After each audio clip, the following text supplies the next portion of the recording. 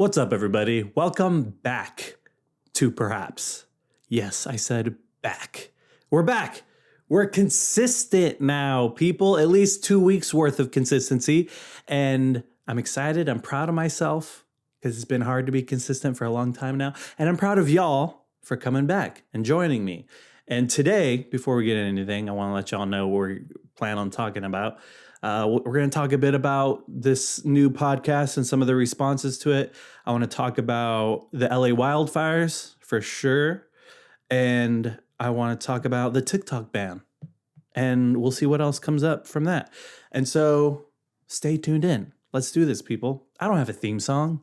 I don't have an intro, really. We're just vibing. And it feels good. It feels really good to be back doing this podcast. And after 1 week. Oh, yeah, I got sick. I said that last week that I was starting to feel sick and I knew my voice would go out. So that was the final push I needed to just hurry up and record that first episode, get it out of the way. And yeah, I was sick for like a week and a half and I'm feeling better now mostly. And it feels good to be back. Anyway, so I'm losing followers. Of course I'm losing followers. On Instagram, every time I post about the podcast, I'll lose followers. I don't even know who's unfollowing me. I just see the little follower count going down, down, down. And I'm probably losing subscribers on YouTube too, but I haven't looked at that at all.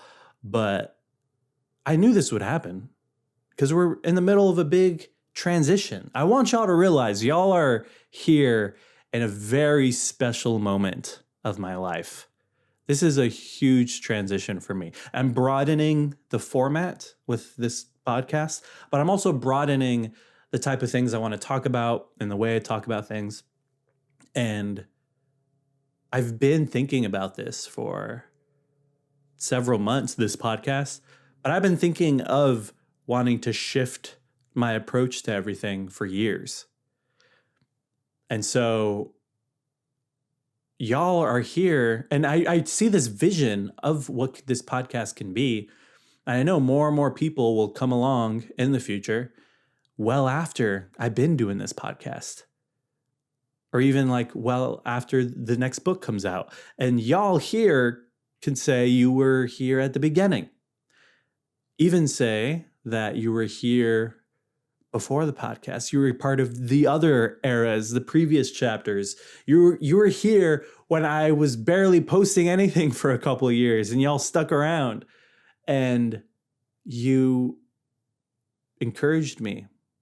And hold up. Whoops, I had to stop real quick because there was a computer error. Because I'm an amateur at this. I'm just beginning. This happens. We out here. Anyway, y'all encouraged me and motivated me to come back. And it felt really good. Very warm welcome coming back. And I loved reading some of your comments on YouTube and Instagram and some of your messaging me and telling me, yeah, you enjoyed the podcast. You're excited for me as we go into this next chapter. That felt, really good. And I actually got this text message from my homie Colin today that I thought was funny. He said that he was loving the podcast. And then he said, my new mantra going to be when I do something I don't like or regret, I'm going to say, it's a podcast. Life, it's a podcast. Because I kept saying that the first episode. It's like, oh yeah, I'm going on tangents. It's okay. It's a podcast. Drinking water, talking about this or that, pausing. It's okay. It's a podcast. And that feels great to be able to have that freedom and get into this new format. But yeah, I knew I was going to lose followers because not everybody's interested in this transition.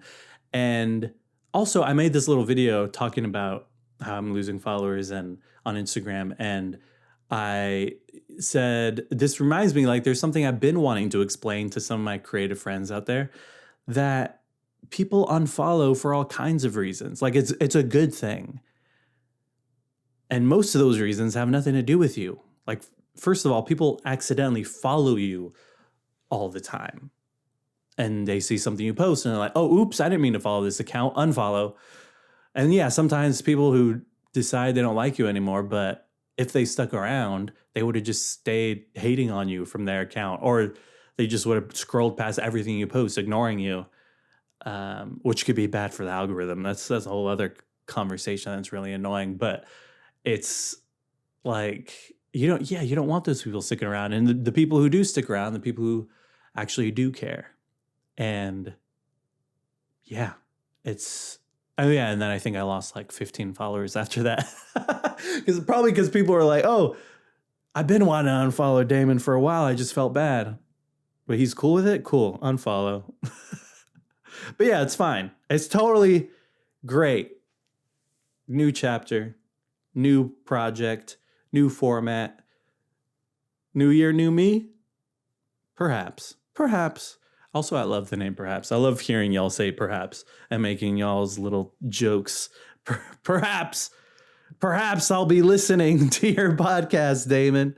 And oh yeah, I wanted to say this too. The other homie, Frank, texted me when I put out the podcast, and he was listening to it, and he said, what did he say? He said he was hating on me, actually, subtly. He's like, bro, you're just telling me all the lore that I already knew. He already knew all this lore that I was explaining, and like how I got here, the different types of stuff I made in the past. And then he said, I'm trying to hear the new lore. This is for the normies. He's like, you're not even getting into the deep cuts. And so I said, what should I tell him? And he said, something else, perhaps. Talk about your favorite food places, favorite home cooked meal. Talk about the girl that got away and how you deal with that now. Talk about some deep cut ideas that might be edgy. Have your bud Frank on. All right, so let's run through this real quick. Talk about your favorite food places. So I live in Santa Maria, California, Central Coast. It's pretty cool. Favorite food places? There's not that many like super good food places here. There's a lot of franchises here. We actually have this whole road of like a bunch of chicken restaurants. There's other ones too, and there's stores and stuff, but all the chicken restaurants are on this one road. Like you get off the freeway exit and it's on Betaravia and immediately Popeyes.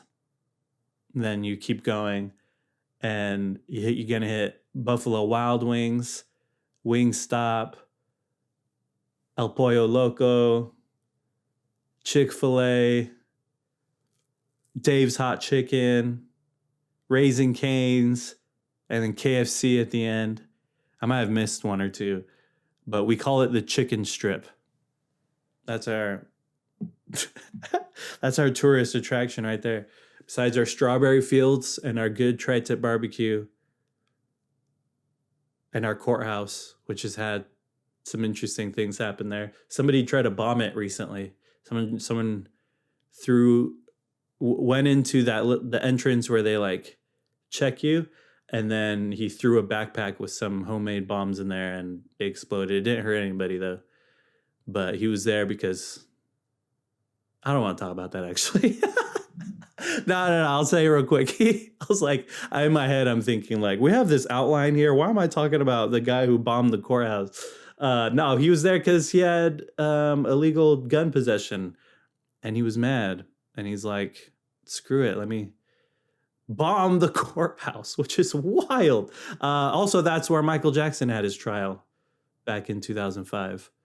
He told the people on the news back then, he was like, I just want to thank the lovely people of Santa Maria. It has been a great place to raise my kids. Bro lived in San Ynez Valley, like half an hour deep into the wilderness.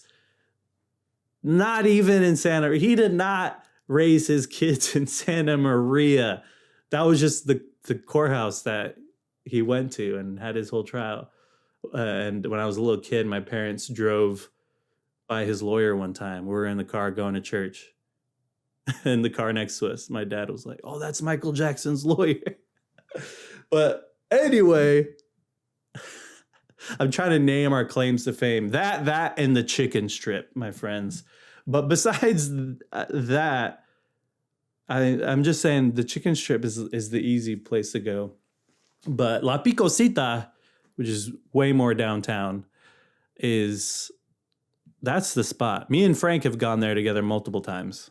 La Picosita's got some really good everything. Good tacos, good burritos, good everything. Chimichangas. And what else? That's the spot to go to. What else did he say? Oh, favorite home cooked meal? Dang, that was a long ass answer for your favorite food places. It's all right. It's a podcast, everybody. Favorite home, I don't know. Favorite home cooked. The first thing that comes to mind, my dad recently made these really good jalapeno poppers, like grilled jalapenos with like big jalapeno chili peppers with cream cheese in them. They're super good. So good I could eat them as a meal. But he's also really good at making tri-tip barbecue, which, like I said, Santa Maria is known for. My dad didn't even grow up here. He grew up in Ontario, California, down south California. And yeah, I think I got to get on that. I don't know how to barbecue, to be honest. I never tried. I need to get on that, though, if I want to be a real Santa Marian, if I want to carry on the legacy. I get it. We'll get there eventually, people.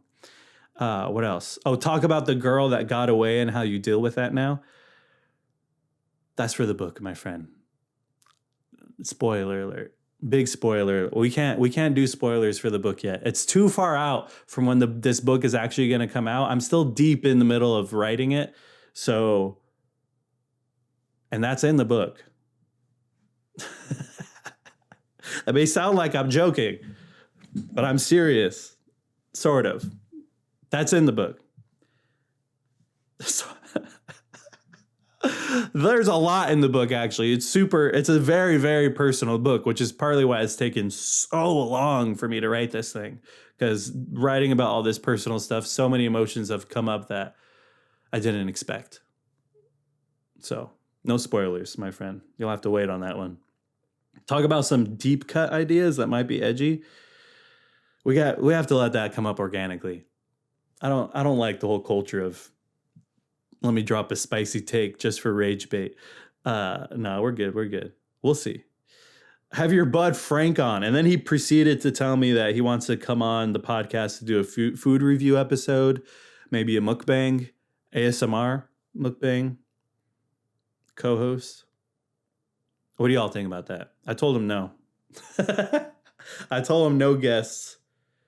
Actually, he gave me a little example. Let's see if we can play this in the mic. He said this is what the mukbang ASMR Frank interview could sound like. We'll whisper like this. So, Damon, how do you feel about the climate of memes nowadays?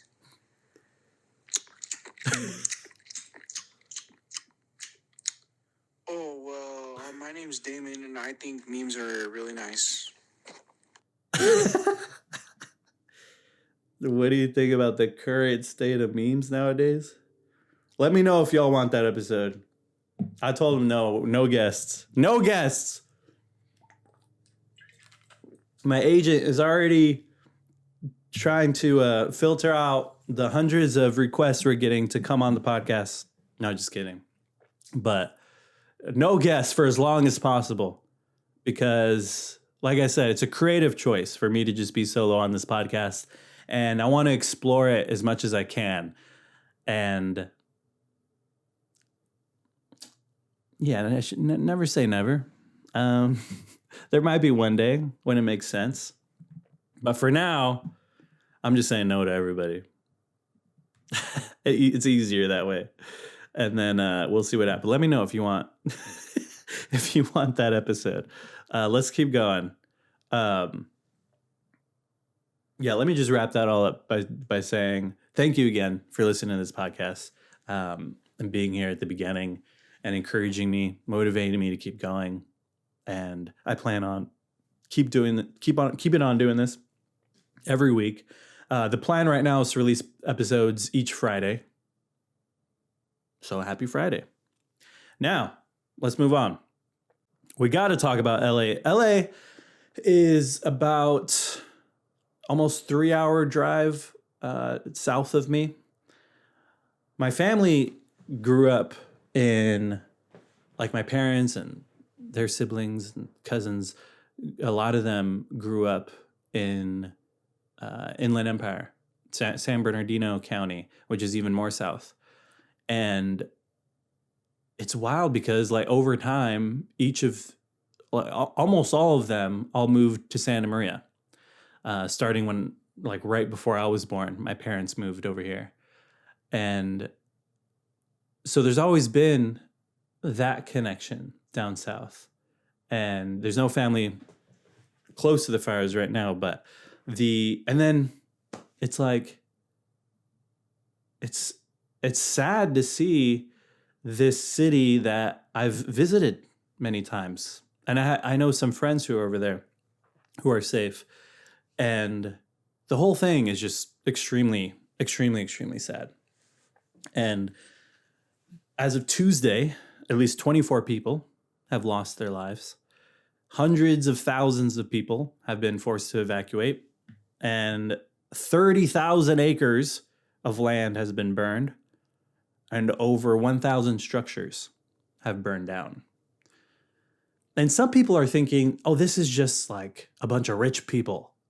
This is just these actors and talented musicians and producers and, like, Hollywood people. But it's like, no, you forget people grow up there because their parents grew up there and their parents grew up there. Like, or there's people who are there for work that have nothing to do with the entertainment industry. Like, you have a messed up view of LA just based on movies if you think that this is just happening to a bunch of rich people. A lot of people are suffering. And a lot of those people aren't able to just evacuate. Like, those rich people who are affected are able to just go somewhere else. Or people from other cities or other states are able to just go somewhere else. But so many people, their whole life is there, their whole family is there, all their friends are there. And that's really sad to see.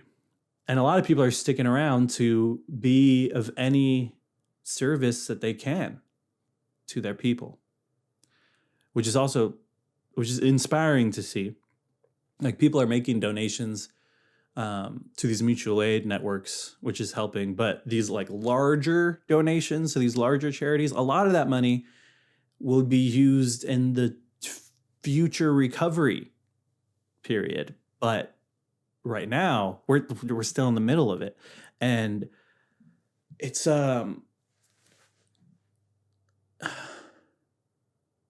interesting to see how life can just shift so fast. Like, people say, oh, there's wildfires over there all the time. But this is different. This is humongous. This is like, this will have a very major long-term effect on LA and the people in LA and the people around LA. And it's so many people try to give hot takes, spicy takes. A lot of people just need to shut up. I think there's this weird culture right now where people feel like, if there's a tragedy going on, I need to say something, or else people will get mad at me and say, why aren't you speaking up about blah, blah, blah? And so oftentimes it is important to speak up. But there's some people, it's like influencers, content creator people, who feel like who say something not because they have something to say, but because they feel like they have to say something. And then they try to connect it to their content niche. And then they just say some wild shit that's just offensive and just insensitive and doesn't make any sense. And it's just like trying to just fill that space of like, well, I needed to say something so that I could get back to posting. And that's a terrible consequence of this culture that has been trying to encourage people with platforms to responsibly use it and to speak up. And it's like, I get trying to get more people to speak up, but I also I'm totally fine with people shutting up when they need to, because it also just makes all the discourse and also a necessary communication about where people can get resources, where they can donate. It makes all that muddy and hard to find. So, yeah, it's interesting to see. But at the same time, it's interesting to see that people are waking up about these insurance companies. Like, there already was a bit of people waking up about health insurance companies with Luigi. And now people are talking about these insurance companies. After the wildfires of 2018, a lot of insurance companies dropped customers in California. They dropped thousands of customers, and they stopped offering policies in fire-prone areas. They increased the cost of premiums. Some of them even double the cost. And then these wildfires happened, leaving people completely unprotected. And the thing with private insurance companies, if they're a private company, the purpose is profit. The purpose is to make money, not give it away. The purpose is to keep all the employees paid, keep especially the CEO paid, and keep raising their profit margin more and more and more and more each year. And so there isn't as much of an incentive to try to actually help people with your insurance. The incentive is there, and of course, to get customers, but the incentive to get profit is way bigger, also to compete with other insurance companies. This is just the nature of private companies. And private insurance companies, it's especially easy to see how careless and evil this system can be, because insurance companies, we all know, is like, you're supposed to help us when we're at our worst, when we get our lives and our homes and our cars and our bodies destroyed. You're supposed to be the one that helps me since I'm paying you so much. And then it's revealed, oh yeah, no, there's just a business, remember? So I think that's like the easy gateway for a lot of people to start to realize how messed up an economic system based on putting profit over people really is. And I think we're going to continue to see more of that. And I was reading a bit about how they're putting in more, or they're trying to sign reforms to regulate some of these companies, get some of them to force their hand to offer insurance plans that will help the people who are affected by the wildfires. But ultimately, regulation, we need more than regulation. Regulation, it will help in a lot of these cases, but ultimately, this economic system just doesn't work. Especially the more people suffer, the more people will start to see, oh yeah, this system isn't for us. It's for profit. System isn't designed to help. It's not that the system is broken. It's that the system is designed to run us over in the name of more profit. And so ultimately we need major systemic change. We need a society where any sort of businesses are there to help people, serve the needs of people. These radical communist homies of ours, which I would throw myself in that camp, aren't the big boogeymen that you've been taught to believe. Communism is just a society where people's needs are provided for according to their need, and they work according to their ability. That's it. Of course, there's a lot that needs to be changed to get there, but whatever you believe about the type of economic system we should have, I think it's getting more and more clear to people that that's the direction we should at least be headed in.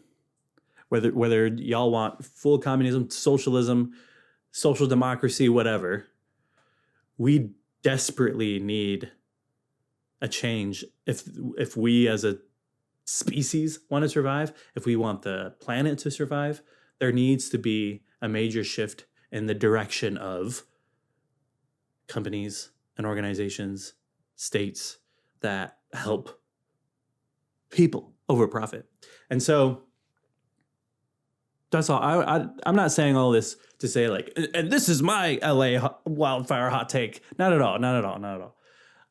It's just making me think about a lot of things. Like I'm seeing it's making everyone think about a lot of things. This isn't just about the wildfire. This is about a lot of big tragedies like this, getting a lot of people to wake up to how fragile we as humans are, but also how fragile this government is, how fragile this economic system is, how fragile we're made to be when we don't have the money and resources and community to keep us safe in times like this. And we're going to continue seeing more of that. And then if you got people, saying, oh yeah, this is just God punishing LA. The conservative evangelical fundamentalist types. Not all of them, of course, but some of these leaders, it's an easy one to just be like, oh yeah, we all know LA. You know, LA is evil, filled with evil people, evil Hollywood, evil businessmen, evil musicians, evil producers, worshiping the devil. And so, of course, God wasn't just going to let that fly. And I've seen some people like post about, first off, like, yeah, how offensive and ridiculous this is. But if anything, if God is anywhere in this situation, if you think of God like that, as being present in some places and not in others, then God is present in the hands and feet of the people who are taking care of each other in LA right now. That's where God is to be found. That's where God is existing. That's where God's existence is being made manifest. That's where God is being enfleshed, embodied, incarnated. Is there. And those who are using their power and their capacity and their agency to help each other.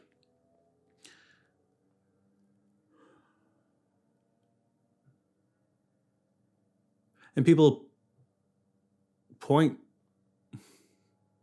it's always so convenient. It's like people will point to certain cases and say, oh, that's God punishing my enemies. Oh, this is actually God rewarding my friends. And they don't realize that their idea of God is purely a projection of just a bigger version of themselves who hate all the people they hate and like all the people they like. And they don't realize how convenient that is. And I think the biggest mistake I see in people who think like that is that they usually, in projecting this God who's themselves but bigger, they usually count on this God being more hateful. It's like God is like us but perfect. And so God is a God of justice. And so, of course, God is going to punish people. And of course, God is also going to punish people forever in the afterlife. Of course, God is going to put those people in hell and torture them. But they rarely consider that if God is perfect, like us, but perfect, then what if God is more loving than you? Not more hateful than you. Or, from the other side, God is totally unlike us. What makes you assume that the God who's totally unlike us is just way more hateful? What if God is totally unlike us in the sense that God is able to miraculously love everyone, miraculously forgive everyone because God understands everyone? What if God is totally other from us in that way? It's rare that I see some of these people consider that. It's like, well, we're imperfect humans, and our imperfection is revealed when we forgive and love people and have grace on people, but God is perfect and he'll punish the people who needs to be punished. What if it's the other way around? We imperfect humans hold grudges against people and hate people and are biased against people and prejudiced against people and fearmonger about other people in an attempt to protect ourselves. And yet, God is able to love everyone. Love everyone. What do you think about that? I also wanted to say, a lot of the times when these disasters happen and people try to say, oh, this is God punishing people, it's usually just a distraction. Like, a lot of these people are Christian and Republican, and that they don't want the narrative that this is climate change and we could do something about it to prevail. They would rather just say, oh, this is actually completely out of our hands. This is just God, not climate change. Don't make any changes here. It's God, I promise. And in this case with the wildfires, it's severe drought in California and severe winds, also caused by climate change. And this is what we see. And we're going to continue seeing more and more disasters like this. And it's going to get harder and harder to believe these people who say, oh, no, this is actually just randomly God decided on this random day to punish people. No. The world is going to continue to show us that those easy answers don't work anymore.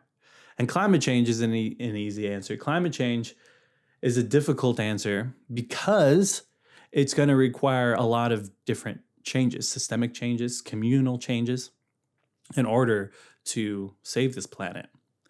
And so in order to keep the status quo, you have to just say, oh, no, this is just random. Oh, no, this is just God. Oh, no, this is just look away.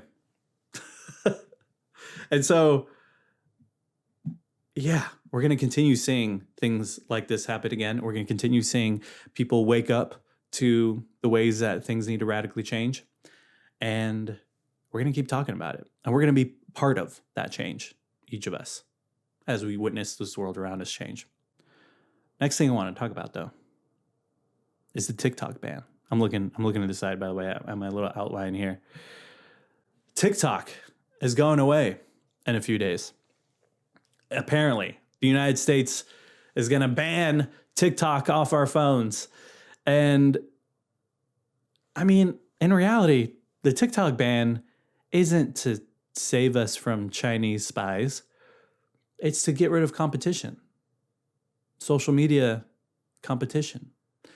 Backed by politicians who have stock in Meta and other social media companies. That's what it really is. I feel like few people realize that. And this whole narrative of like, well, the Chinese have access to our data. They always make it seem like the Chinese have way more access than Meta does or Twitter does. And it's like, all of these apps have access to our data, like the same amount of access. And what's been really interesting to see is the ways that TikTok has changed the algorithm of all the social media apps. Because before, let me give a little bit of my general feelings on TikTok. Before, a lot of these social media apps were based on follows, really. You would see content from people you followed. And so the goal of content creators would be to grow followers. That's where you get like and subscribe. Subscribe, turn on the notification bell, subscribe, follow me now, follow me for more. Because it was all about building your follower count so that you can pop up on more people's feeds. Then TikTok came along and their whole thing was based on showing people more of what they like, despite who they're following. And this tab called For You. This is For You. There's the following tab, and then there's the one that's just for you, just made for you. And those videos would be filled with that feed would be filled with videos from people that you didn't follow at all. But then what ended up happening is you would follow people, and some of those people you would just like never see a video of theirs ever again, because it keeps showing you just more and more and more of what the algorithm thinks you like.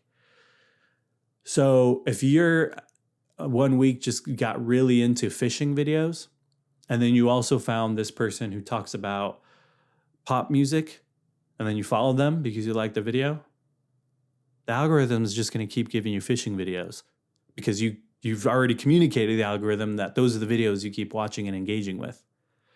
And so that changed everything in the way people make content and the way they approach it and the way they try to grow their audience, because so many people would get all these followers, but then the people in there following wouldn't see it, wouldn't see their stuff.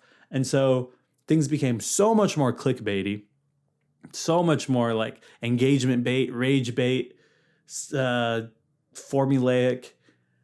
And in response to that, all these social media companies started doing the same thing because it kept people on the app longer. That's the purpose of these social media companies that make money off ads. Keep people on the app scrolling as long as possible so they could see more ads so they can make more money. And so that was kind of a good thing for some people to get an audience back when it was hard if you had a small following to get anyone to watch your stuff. Now anybody could get some views.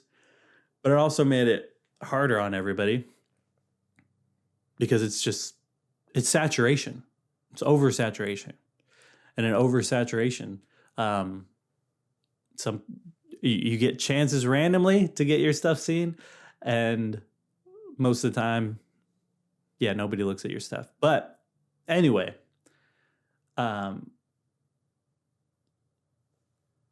TikTok has ruled, has ruled the ways that social media has changed and the algorithms have changed. And so now that people are talking about banning this thing, people have become super attached to their For You feed. It's like, my For You page knows so much about me.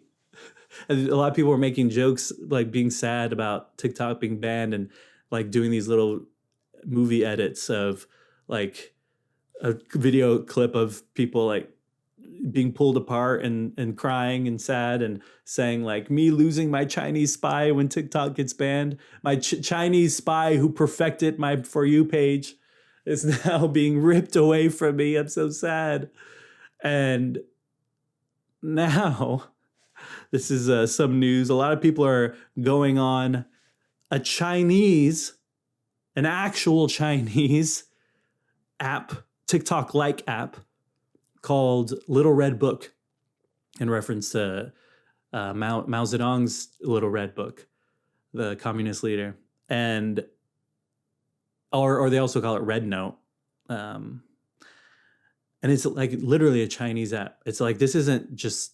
Do the Chinese government really have access to our data on TikTok? This is just straight up the Chinese app, and it's not the Chinese version of TikTok. I forget what that one was called, but that's a different app that's only available over there. But there's this other app called Red Note. You should look it up in the App Store. It's number one most downloaded right now in the United States. And all these people, especially young people, are downloading this app so that they can have that TikTok feel again. It's like people realize these Chinese tech bros really know how to make an app. So give me more. I don't want to go, because the plan in banning this was that people would just go over to Reels on Instagram and Facebook. Like, oh yeah, if we take away TikTok, they'll just be on our app more, right? Not so fast. They got attached and knew that there was a difference. There's something different about TikTok that's different from Reels. Reels is cool, I guess, in its own way, but no, I need that Chinese social media. Give me that. Give me that Chinese built For You page that just knows me so well. Give me Red Note. And so it's just flooding with these American users, and they're the Chinese people who are already on the app. And there's people from all over the world on the app, but mostly Chinese people, also Chinese American people. And they're welcoming everyone in so warmly. Like, hello, welcome, TikTok refugees. I went on earlier. There's a guy, this Chinese guy, doing a live stream talking in English to Americans, and the caption for his live stream was called "Refugee Camp," which was wild to say. And he's like, "Hi, welcome to refugee camp, everybody." And there's like a lot of videos right now, people saying, "Hey, new American users, here's how you use this." Because there's parts of the app that are still written in Chinese characters, so you can't even read a lot of it isn't translated in English through your phone system, but there's still some parts that aren't. And so there's a lot of videos right now like, hey, let me show you around. If you want to change this, press this button. If you want to do this is what this button does. And they're making friends over there.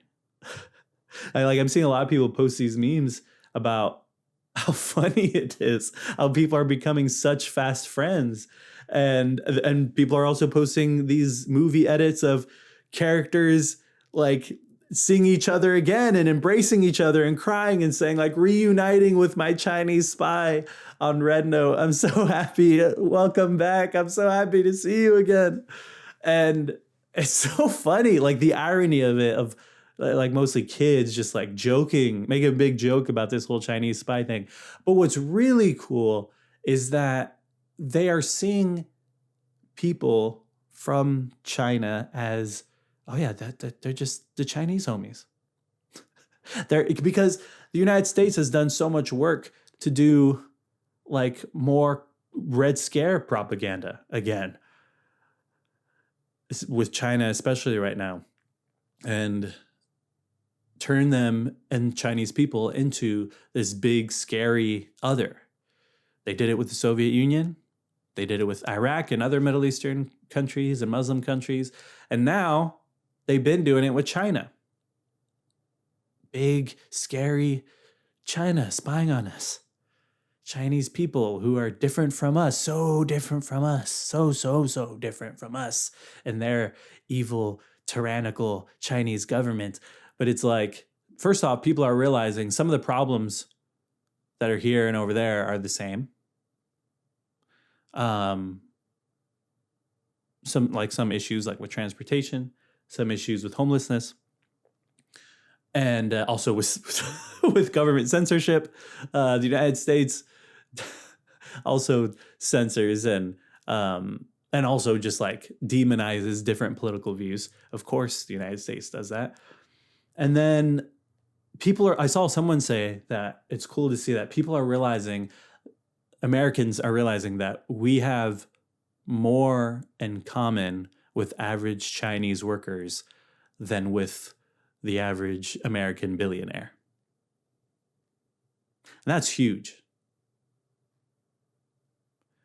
Like, I'm interested to see what comes from that big culture shift and all these kids getting on these Chinese apps. And I think the biggest thing is realizing like, oh yeah, these people are normal. All this propaganda is whack. But I also was reading like people have been using this app for a while, and like some Americans already knew about it from a while back. Like somebody was saying that it's like what I think they said it's like Instagram and Pinterest together. Because they're shopping on there too. Oh, and there's no ads. Holy crap. We're sick of the ads. But TikTok especially was filled with so many ads and terrible products. Temu ad after Temu ad with just these very sketchy products, very sketchy, what's it called? User-generated, UGC, user-generated content, and people getting paid $10 to say, hey, buy this thing. Oh my God. So many ads. And there's no ads on Red Note. So I'm on Red Note. But I got just like a little username with some letters and numbers that they just gave me. I haven't posted anything, but I'm interested to see what happens. Let me know if you're on Red Note. And yeah, like I said, it'll be interesting to see. Actually, I don't know. This whole time I've been thinking TikTok's not really going to be banned. Something's going to happen. I saw a headline that Elon Musk was considering buying it, which is terrifying because Elon Musk already bought Twitter and has used that as his propaganda machine. People should not be excited when billionaires buy platforms. Come on, people. I shouldn't have to explain this, so I'm not gonna explain. Not right now, not this episode. But I think Trump said something too, like, "Oh, we're gonna try to save TikTok." It's hard for me to believe because even though we have these politicians with stock in Meta who want to get rid of it, I feel like there's other American business people who make a lot of money from their TikTok presence. So it's hard. I don't know. It feels like these American capitalists are going to save it somehow. I don't know. We'll see what happens. But yeah, all these social media companies suck. We know that. And it's interesting to see too, like how so much of, if you're going to make stuff online, or if you're going to make stuff in general, even if you're going to be a person who writes books or makes art, like you kind of have to be on these social media platforms. And so that's why I know all these things. It's like I have to stay up to date with these different social media platforms and how they're changing, how the algorithms are changing. It could get really annoying and boring, but this is all just part of it. But what's cool with this podcast, let's wrap this up. What's cool with this podcast is I know that this isn't like the best thing to do for the algorithm. Like that video, the video version of this podcast that I posted last week didn't get like that many views compared to like the past 10 videos that I posted, because it'll tell you that in the little back end YouTube studio thing. And that's fine. I knew that because I'm not putting in all this effort to have a super catchy thumbnail, super catchy title, provocative title, super provocative, catchy hook at the beginning. Like, yeah, there's definitely thought going into making this interesting and worth listening to for sure. Which is also why I have an outline so that we could keep this organized so that this is enjoyable to listen to. But also a big part of this is me being free and not thinking about that stuff right now. Maybe I'll think more about it in the future. Think more about like titles and thumbnails and intros and the way I communicate certain things to keep people engaged or whatever. But right now I'm enjoying just getting this thing started. Let's just roll with it. Have our outlines, talk about it, post it. Who cares how many views it gets? We're at the very beginning, like I said, of this very big transition. And I'm just along for the ride. And I appreciate y'all who are on this ride with me. Thank you for listening to this brand new podcast, episode 2 of Perhaps. Make sure you leave a rating and a review on Apple Podcasts and on Spotify and wherever else you can. And keep listening. Share this with somebody if you liked it. I'll continue posting more on my Instagram and updates and behind the scenes stuff. So make sure you're following me on Instagram. If you're not, Instagram.com/whoisdamon. I'm mostly on there, to be honest, right now. And I'm still on Patreon, but last week I shared how I hadn't really posted on any of these platforms in a long time, especially Patreon, because I've been, mental health up and down, and then we're working on a lot on the book. But I'm hoping that, by the way, that bringing this podcast in to the creative mix will also get my creative brain flowing to help me on the book. And I think it will, but we'll see about that. But anyway, I haven't posted much on the Patreon in a long time, so there's not much there right now. But I plan on connecting this somehow to Patreon eventually. Maybe I've been thinking about doing some bonus episodes on the Patreon. So we'll see about that. But if you want to support financially, you could do so easily on Patreon. Check that out, patreon.com/Damon Garcia. Thank you for listening, everybody. Hope you have a good weekend. It's Friday. You remember, we're here every Friday. I'll see you next Friday. It's Wednesday, by the way. but it's also Friday for y'all. Happy Friday. See y'all later. Bye-bye.